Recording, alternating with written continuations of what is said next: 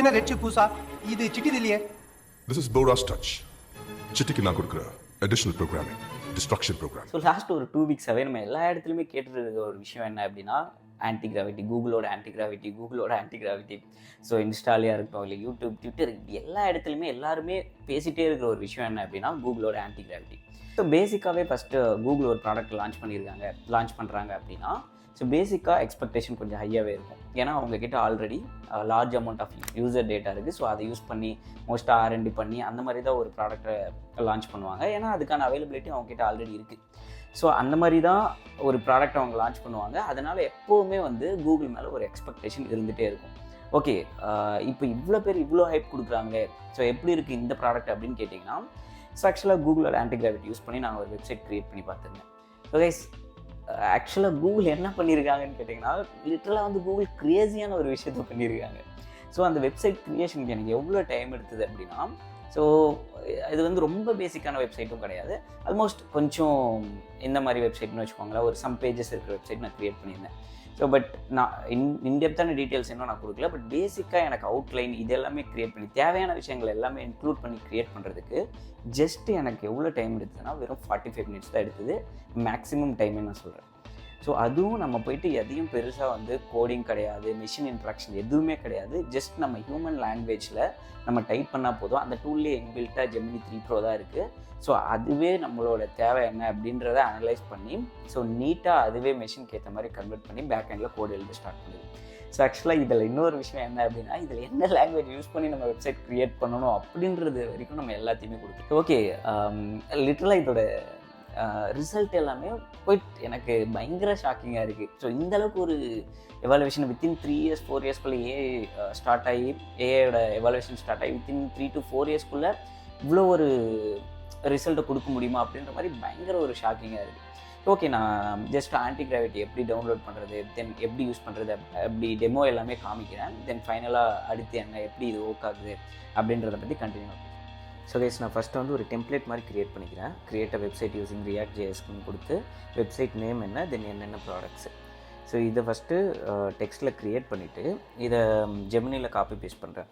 எனக்கு வந்து ஹே I'm planning to create a website, so இதுக்கான ப்ராம்ப்ட் கொடுங்க. ஆக்சுவலாக இது வந்து நம்ம ஜெமினியில் தான் பண்ணணும்னு கிடையாது.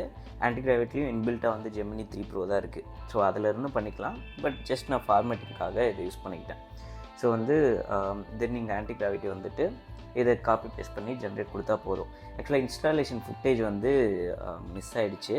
ஸோ அது ஜஸ்ட் கூகுள் போய்ட்டு நீங்கள் அப்படியே டவுன்லோட் பண்ணிக்கோங்க. அவ்வளோதான், வேறு எதுவும் கிடையாது. டவுன்லோட் பண்ணிவிட்டு மற்ற ஆப் மாதிரி இன்ஸ்டால் பண்ணிக்கோங்க, வேறு எதுவும் இல்லை.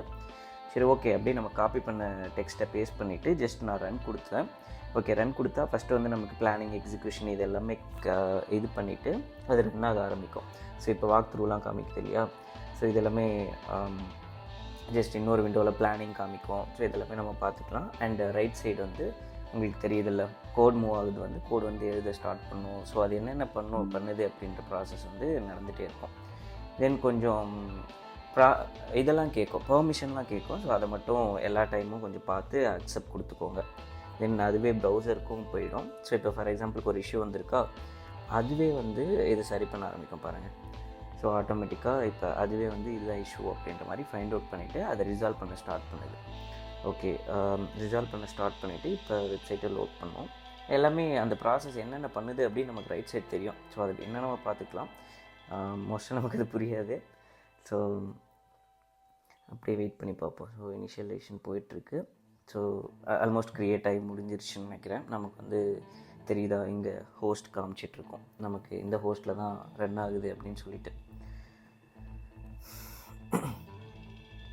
ஸோ ஹோஸ்ட் நமக்கு வந்து வந்துருச்சு. நான் ஜஸ்ட் வந்து க்ரோமில் இந்த ஹோஸ்ட்டை ரன் பண்ணி பார்க்குறேன். ஸோ இப்போ தெரியுதா, நமக்கு வந்து பேசிக்காக அவுட்லைன் க்ரியேட் ஆகிடுச்சு. ஸோ இமேஜஸ்லாம் வந்து நான் பர்டிகுலராக இதை கொடு அப்படின்னு நான் எதுவும் மென்ஷன் பண்ணல. பிகாஸ் நான் ஆல்ரெடி டவுன்லோட் பண்ணி வச்சுருக்கேன். அது வந்து நான் எப்படி அப்லோட் பண்ணுறது அப்படின்றத நான் சொல்கிறேன். ஸோ இந்த மாதிரி நமக்கு வந்து பேசிக் அவுட்லைன் க்ரியேட் ஆகிடுச்சு. இதுக்கு மேலே நமக்கு என்னென்ன வேணுமோ ஒரு ஸ்டெப்பாக நம்ம ஆட் பண்ணிக்கலாம். சரி, ஓகே. இப்போ வந்து நான் டவுன்லோட் பண்ணி வச்ச இமேஜை வந்து நான் இந்த செக்மெண்ட்டுக்கு எனக்கு ஆட் பண்ணேன் அப்படின்ற மாதிரி இன்ஸ்ட்ரக்ட் கொடுக்குறேன். ஸோ எல்லா இமேஜையும் நான் செலக்ட் பண்ணிக்கிறேன் ஒன் பை ஒன்னாக. ஃபஸ்ட் இமேஜ் இதுக்கு ஆட் பண்ணு, செகண்ட் இமேஜ் இந்த செக்மெண்ட்டுக்கு ஆட் பண்ணு அப்படின்ற மாதிரி கமெண்ட் கொடுத்துட்டேன். அதுக்கேற்ற மாதிரி சீக்வன்ஸில் வந்து நான் இமேஜுமே ஒன்று ஒன்று அப்லோட் பண்ணிக்கிறேன். ஸோ ஒரு இமேஜாக அப்லோட் பண்ணிவிட்டு அதை நான் இப்போ ரன் பண்ணுறேன். ஸோ ஒன்ஸ் இது ரன் ஆன அப்புறம் நமக்கு வந்து அந்த இமேஜ் எல்லாமே ஈஸியாக அங்கே பார்த்துக்க முடியும்.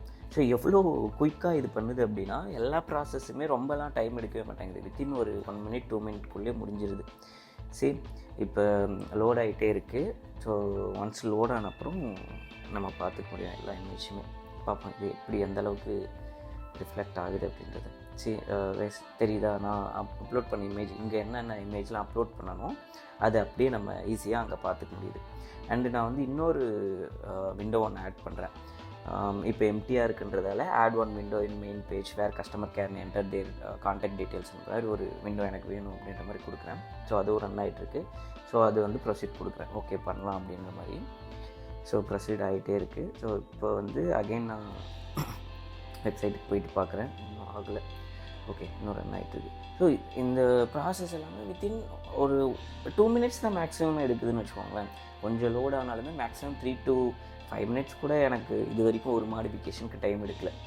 ஸோ இப்போ வெப்சைட் வருமா கேட்டலாகு, அதுக்கப்புறம் நம்மளோட ப்ராடக்ட் டீட்டெயில் எல்லாமே நம்ம அப்லோட் பண்ண இமேஜ் எல்லாமே இவ்வளோ குவாலிட்டியாக அண்ட் கிளியராக இருக்குன்றத பாருங்களேன். ஒரு 20 minutes க்ரியேட் பண்ண வெப்சைட் மாதிரியே இல்லை. தென் பாக்ஸ் வந்து கீழே வந்து சென்டர்ஸ் அண்ட் என்கொயரி அப்படின்ற மாதிரி இருக்கா. ஸோ இங்கே வந்து கஸ்டமர் அவங்களோட டீட்டெயில் என்டர் பண்ணிக்கலாம் அப்படின்ற மாதிரி நான் ஜஸ்ட்டு கமெண்ட்டில் கொடுத்ததை இங்கே நம்மளால் வியூ பண்ண முடியுது. ஸோ அவ்வளோதாங்க. எவ்வளோ அழகாக ஒரு வெப்சைட் க்ரியேட் பண்ணியிருக்குன்னு பாருங்கள். இது ஜஸ்ட்டு 20 to 30 minutes தான் எனக்கு டைம் எடுத்தது. ஸோ ஒரு பேஜும் கிளிக் பண்ணால் அந்த பேஜுக்கும் நமக்கு போகுது. ஓகே, ஸோ இதுக்கு வந்து மேக்ஸிமம் எனக்கு எடுத்த டைமே வந்து 25 minutes தான். அதுக்கு மேலே இது எடுக்கவே இல்லை. கம்ப்ளீட்டாக நான் க்ரியேட் பண்ணி முடிச்சிட்டேன். எவ்வளோ குயிக்காக எவ்வளோ ஈஸியாக நம்மளால் ஒரு வெப்சைட் இப்போ க்ரியேட் பண்ணிக்க முடியும் அப்படின்னு சொல்லிட்டு. ஆக்சுவலாக இந்த வெப்சைட் மாடல் நான் ஏன் எடுத்தேன் அப்படின்னா, ஸோ ஒரு 5 years பிஃபோர் நாங்கள் வந்து இதே வெப்சைட்டை க்ரியேட் பண்ணியிருந்தோம். ஸோ அதுக்கு நாங்கள் வந்து எவ்வளோ ஸ்பெண்ட் பண்ணியிருந்தோம் அப்படின்னா ஒரு 8,000 அந்த போல் ஸ்பெண்ட் பண்ணியிருந்தோம். தென் வந்து அதுக்கான டைமுமே வந்து மினிமம் 3 days சொல்லியிருந்தாங்க. பட் 1 week டைம் எடுத்தது அதை க்ரியேட் பண்ணுறதுக்கு. பட் அதோட பேசிக் இப்போ அதில் இருக்கிற எல்லா டீட்டெயில்ஸுமே கவர் பண்ணலனாலும் பட் ஓவராலாக நான் ஒரு 70 to 80% டீட்டெயில்ஸை கவர் பண்ணிகிட்ருப்பேன். ஸோ ஒரு 70% வச்சுக்கோங்க. ஸோ பட் அதுக்கான டைம் எவ்வளோ அப்படின்னு பார்த்தீங்கன்னா ஒரு ஜஸ்ட் 30 to 45 minutes என்னால் ஓவராலாக ஒரு 70% கரெக்ட் பண்ண முடியுது. ஸோ இப்போ ஜஸ்ட் நான் இன்னும் ஒரு 2 hours 3 hours உட்காந்தேன் அப்படின்னா ஸோ கம்ப்ளீட்டாக நம்ம ஒரு வெப்சைட்டை ஈஸியாக இதிலேருந்து பில்ட் பண்ணிக்க முடியும். ஸோ ஆக்சுவலாக பயங்கர ஒரு சிம்பிளாக இதுக்கு மேலே வெப்சைட் க்ரியேஷனாக இருக்கட்டும். ஸோ நிறைய விஷயங்கள் பயங்கர சிம்பிளாகிட்டே வரும். ஓகே, இப்போ இது எப்படி ஒர்க் ஆகுது அப்படின்னா ஆக்சுவலாக வந்து ஆல்ரெடி நம்மக்கிட்ட நிறைய ஏஐ டூல் இருக்கலாம். ஸோ இப்போ ChatGPT இதுக்கிட்டலாம் போயிட்டு ஸோ ஜெமினியே எடுத்துக்கோங்களேன், 3 Pro அதெல்லாமே இருக்குது. ஸோ இப்போ இந்த டூல் கிட்டலாம் போயிட்டு எனக்கு இந்த டீட்டெயில்ஸ் வேணும் அப்படின்ற மாதிரி நீங்கள் கொடுத்தீங்கன்னா அது கோடு கொடுக்கும் கண்டிப்பாக. பட் ஆனால் அது எக்ஸிக்யூஷன் பண்ணாது, எதுவுமே பண்ணாது. பிகாஸ் வந்து அது வந்து ஒரு ஏஐ டூல். பட் வந்து ஆன்டி கிராவிட்டி அப்படின்னா இது வந்து ஒரு ஏஜென்ட். ஸோ இது என்ன பண்ணும் அப்படின்னா இப்போ நீங்கள் ஒரு ப்ராம்ப்ட் கொடுக்குறீங்க அப்படின்னா ஸோ அதை வந்து ஜஸ்ட் அதுக்கான கோடு எழுதிட்டு அதுவே வந்து ரன் பண்ணி இஷ்யூஸ் ஏதாவது வந்தது அப்படின்னா அதையே ஃபிக்ஸ் பண்ணி அதுக்கப்புறம் டெர்மினலை ரன் பண்ணும். ஸோ இது வந்து கைண்ட் ஆஃப் ஒரு டெவலப்பர் மாதிரி அப்படின்னு வச்சுக்கோங்களேன். கம்ப்ளீட்டாக எல்லாத்தையுமே முடிச்சுட்டு ஃபைனலாக நம்மளுக்கு ரிசல்ட் கொடுக்கும். ஓகே, இது எப்படி ஒர்க் ஆகுது அப்படின்னா ஸோ ஃபஸ்ட்டு வந்து பிளானிங் இருக்கும். So plan, act, observation, evaluation, execution வச்சுக்கோங்களேன். ஸோ ஃபஸ்ட்டு வந்து நீங்கள் அதில் ரன் பண்ணும்போதே பார்த்துருப்பீங்க. ஃபஸ்ட்டு வந்து நமக்கு ஒரு பிளானை கொடுக்கும். ஓகே, இந்த மாதிரி தான் எக்ஸிக்யூட் பண்ண போகிறோம் அப்படின்னு அது ஒரு பிளானை க்ரியேட் பண்ணி நமக்கு ஷோ பண்ணும். நெக்ஸ்ட் நம்ம ப்ரொசீட் கொடுத்த உடனே அந்த பிளான் அது வந்து எக்ஸிக்யூட் பண்ண ஸ்டார்ட் பண்ணும். ஸோ ஃபைனலாக ஒரு விஷயம் தான் டீபக்கிங். ஸோ இந்த டைமில் தான் வந்து ஸோ ஏதாவது இஷ்யூ இருக்கா, இஷ்யூ ஏதாவது இருந்தால் அதை ஃபிக்ஸ் பண்ணுறது. ஸோ இது எல்லா விஷயத்தையுமே ஆட்டோமேட்டிக்காக இன்டர்னலாக ரீட் பண்ணி அதுவே பண்ண ஸ்டார்ட் பண்ணுது. ஸோ இதில் மேஜரான ஒரு விஷயம் என்ன நடக்குது அப்படின்னா விஷுவல் டீபக்கிங்கும் இதில் இருக்குது. ஃபார் எக்ஸாம்பிளுக்கு இப்போ நம்ம ஒரு ஆப்லேயோ இல்லை வெப்சைட்லேயோ ஏதாவது ஒரு பட்டன் ரிவர்ஸில் இருக்குது, இல்லை லெட்டர் ஏதாவது ஒரு ரிவர்ஸில் இருக்குதுன்னா ஸோ ஈஸியாக அதை அதுவே ஃபைண்ட் பண்ணிக்குது. ஸோ ஆக்சுவலாக இது விஷுவல் டீபக்கிங்னு ஒரு கான்செப்ட் இருக்குது. எப்படின்னா நமக்கு டெர்மினல் ரன் பண்ணுறதுக்கு முன்னாடி இன்டர்னலாக டீபக் பண்ணும்போதே ஸோ வெப்சைட்டை வந்து இன்டர்னலாக ஒரு ஏஐ வந்து எவால்வேட் பண்ணிவிட்டு ஸோ இன்கேஸ் ஏதாவது இஷ்யூ இருந்ததுன்னா அதையுமே அதை ஃபிக்ஸ் பண்ணி தான் ஃபைனல் அவுட்புட் கொடுக்குது. ஸோ எல்லா விஷயத்தையுமே வந்து இது லிட்ரலாக இந்த டைமில் இதை பார்க்கும்போது ரொம்பவே ஷாக்கிங்கான ஒரு விஷயமா இருக்குது. லைக் ஏஐ வந்து எவாலுவேட் ஆகும் பயங்கரமாக அப்படின்றது தெரியும். பட் இந்த இயர்க்குள்ளவே இது வர்றது பர்டிகுலராக எனக்கு கொஞ்சம் ஷாக்கிங்காக இருக்குது. ஏன்னா நீங்கள் பார்த்துருப்பீங்க, நான் வந்து ரியாக்ட் யூஸ் பண்ணி க்ரியேட் பண்ணியிருப்பேன். ஸோ நம்ம என்ன லாங்குவேஜ் வேணும் அப்படின்ற வரைக்கும் ஸ்பெசிஃபிக்காக நம்ம இதில் க்ரியேட் பண்ணிக்க முடியும். ஸோ டைம் கன்சப்ஷன் ரொம்பவே கம்மி. ஸோ நீட் அண்ட் கிளியராக நமக்கு வந்து அதுவே நமக்கு கொடுத்துருது. தென் மேஜரான ஒரு விஷயம் என்ன அப்படின்னா, ஸோ இது வரைக்கும் ஒரு வெப்சைட் க்ரியேட் பண்ணுறவங்க என்ன பண்ணியிருப்பாங்க அப்படின்னா மெஷின் லாங்குவேஜில் கம்யூனிகேட் பண்ணியிருப்பாங்க. ஸோ என்ன லாங்குவேஜ் வேணால் இருக்கட்டும், சிஎஸ்எஸ், ரியாக்ட், எது வேணாலும் இருந்துட்டு போட்டோமே, பைத்தான், ஜாவா. ஸோ இது எல்லாமே வந்து மெஷினோட லாங்குவேஜ். ஸோ ஒரு விஷயத்தை பண்ண போகிறாங்க அப்படின்னா மெஷின் கூட இன்ட்ராக்ட் பண்ணி எனக்கு இது வேணும் அப்படின்றத தான் நம்ம கொடுப்போம். பட் இதுக்கு மேலே என்ன ஆக போகுது அப்படின்னா, ஸோ ஹியூமன் லாங்குவேஜில் நம்ம இன்ட்ராக்ட் பண்ணிக்க முடியும். ஸோ இப்போ நான் இதில் நம்ம கொடுத்தது எதுவுமே வந்து மெஷின் லாங்குவேஜாக இருக்காது. ஸோ பேசிக்காக ஒருத்தர் கம்யூனிகேட் பண்ணால் போதும், ஜஸ்ட் இன்ஸ்ட்ரக்ட் பண்ணால் போதும், அது பேக் எண்டில் அதுவே கோடு எழுதி அதுவே நமக்கு டீபக் பண்ணி ஸோ அதுவே எல்லா ரிசல்ட்டையும் நமக்கு கொடுக்குது. ஆக்சுவலாக இப்போ தான் இது லான்ச் பண்ணியிருக்காங்க. நிறைய விஷயங்கள் ஃபிக்ஸ் பண்ணணும், தென் நிறைய இஷ்யூஸ் இருக்கும், பக்ஸ் இருக்கும், இதெல்லாமே ஓகே. பட் இந்த பீரியட் ஆஃப் டைம்லேயே இது இப்படி இருக்குது அப்படின்னா இது எப்படி எவாலுவேட் ஆகும் அப்படின்றது தான் ஒரு இம்பார்ட்டண்டான ஒரு விஷயம். ஸோ இப்போதே தெரிஞ்சிருக்கும். ஸோ ஃபைனலான கொஷின் என்ன எல்லாருக்கும் இருக்கும் அப்படின்னா, ஓகே இவ்வளோ விஷயம் இப்போவே ஏஐ பண்ணுது, அப்கமிங்கில் நமக்கு ஜாப் இருக்குமா இல்லையா, ஸோ எல்லா ஜாபுமே ரீப்ளேஸ் பண்ணுமா அப்படின்ற ஒரு கொஷின் இருக்கும். ஸோ மேபி இதை வந்து நம்ம வேறு பெர்ஸ்பெக்டிவில் பார்க்கலாமே. ஸோ எப்படின்னா, இது வந்து சாஃப்ட்வேர் இண்டஸ்ட்ரின்னு கிடையாது. ஸோ இப்போது கொஞ்ச நாளைக்கு முன்னாடி எல்லாமே இப்போது ஃபஸ்ட்டு எக்ஸல் டூல் வரும்போதெல்லாம் யோசிச்சு பாருங்களேன். அதுக்கு முன்னாடி மேனுவலாக கேல்குலேட் பண்ணிகிட்டு இருந்தவங்க எல்லாருமே ஃபார்முலாஸ் அடாப்ட் பண்ண ஆரம்பித்தாங்க. ஸோ எக்ஸல் டூல் யார் யாருக்கெல்லாம் தெரிய ஆரம்பித்ததோ அவங்களுக்கு எல்லாத்துக்குமே நிறைய ஒரு க்ரோத் இருக்க ஆரம்பிச்சது. அதை யூஸ் பண்ணி நிறைய வந்து ப்ரொடக்டிவாக பண்ண முடிஞ்சுது. ஸோ இதே தான் ஆட்டோமொபைல் இண்டஸ்ட்ரியில் ஹியூமனுக்கு பதிலாக ரோபோட்டை ரிப்ளேஸ் பண்ணாங்க. ஸோ அந்த டைமில் நிறைய பேருக்கு ஜாப் இல்லாமல் போனாலும் பட் அது வந்து நெக்ஸ்ட் ஒரு ரெவல்யூஷனை க்ரியேட் பண்ணுச்சு. ஸோ ப்ரொடக்டிவிட்டி இன்க்ரீஸ் ஆச்சு, நிறைய மேனுஃபேக்சரிங் பண்ண முடிஞ்சது ரோபோட்ஸ் யூஸ் பண்ணி. Comparatively before after implementation of robots வந்து ப்ரொடக்ஷன் இன்க்ரீஸ் ஆச்சு. ஸோ அடுத்து இப்போது வந்து இதை நம்ம எப்படி கன்சிடர் பண்ணலாம் அப்படின்னா, சாஃப்ட்வேர் இண்டஸ்ட்ரியில் ஒரு ரெவல்யூஷன் அப்படின்ற மாதிரி கன்சிடர் பண்ணலாம். ஸோ நிறைய ஜாப்ஸை ரீப்ளேஸ் பண்ணுமா அப்படின்னு கேட்டிங்கன்னா ஷுவராக பண்ணும். இப்போ நீங்கள் யோசிச்சு பாருங்களேன், இந்த ஒரு வெப்சைட் க்ரியேட் பண்ணுறதுக்கு ஒரு பர்சன் பண்ணியிருந்தாங்க அப்படின்னா ஒரு 3 to 4 days, நல்ல ஒரு பர்சன் பண்ணியிருந்தாங்க ஒரு 3 to 4 days அந்த மாதிரி டைம் எடுத்துருக்கும். சரி, ஒன் டேல கூட பண்ணலான்னு வச்சுக்கோங்களேன். பட் நம்ம எப்படி பண்ண முடிஞ்சுது, ஒரு 30 to 40 minutesல நம்மளால் பேசிக் அவுட்லைன் பண்ண முடிஞ்சுது. ஸோ இன்னுமே கம்ப்ளீட்டான டீட்டெயில்ஸ் நம்மளுக்கு பண்ணுறதுக்குமே இன்னும் ஜஸ்ட் ஒரு 30 minutes to 1 hour தான் டைம் எடுக்கும். ஸோ அப்படி நீங்கள் பார்த்தீங்க அப்படின்னா, ஸோ ஒரு 10 பேர் ஒரு இடத்துல பண்ண வேண்டிய ஒரு வேலையை கண்டிப்பாக ஒரு பர்சன் இல்லை 2 person வச்சு நம்மளால் பண்ணிட முடியும்.